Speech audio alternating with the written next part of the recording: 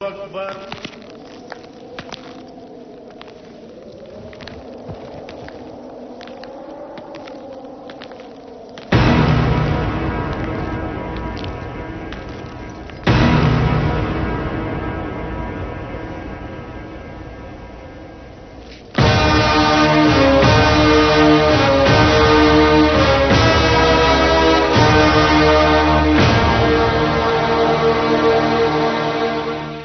बहुत खुशकिस्मत हो तुम तारा सिंह, जो अल्लाह ने तुम्हें अपनी पनाह में बुलाया है, तुम्हें मुसलमान बनने का मौका अता फरमाया है। क्या सोच रहे हो? तुम्हें इस्लाम कबूल है? आदमी का सबसे बड़ा मजहब है अपनी बीवी और बच्चों की हिफाजत करना। तुम्हें इस्लाम कबूल है? काशी काबा एक है राम रहीम। तुम्हें इस्लाम कबूल है या नहीं? कबूल है या नहीं? कबूल है या नहीं? कबूल है या नहीं?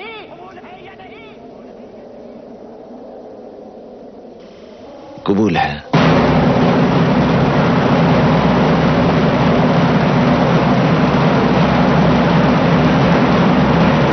भाई माशाअल्लाह, सुभान अल्लाह। आओ मस्जिद में चलकर पूरे एतमाद और एतकाद के साथ एक मिनट काजी साहब,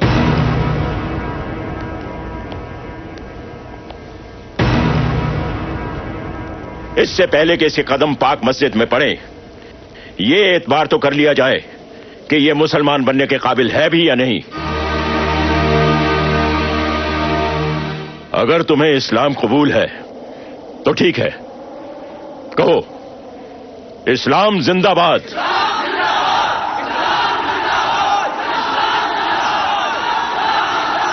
इस्लाम जिंदाबाद।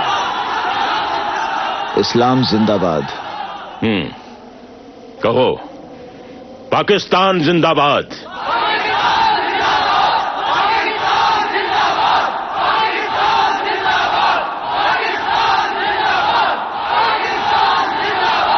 पाकिस्तान जिंदाबाद।